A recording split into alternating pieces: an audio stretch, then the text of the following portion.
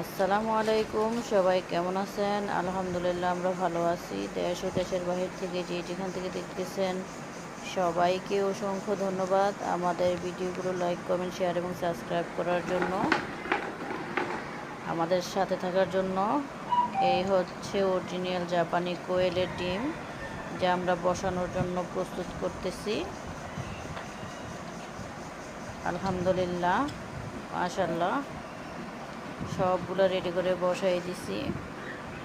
এখন ফোটার পালা। কিছুদিনের মধ্যেই আমরা পেয়ে যাব এই ডিমগুলো বসানোর পরে।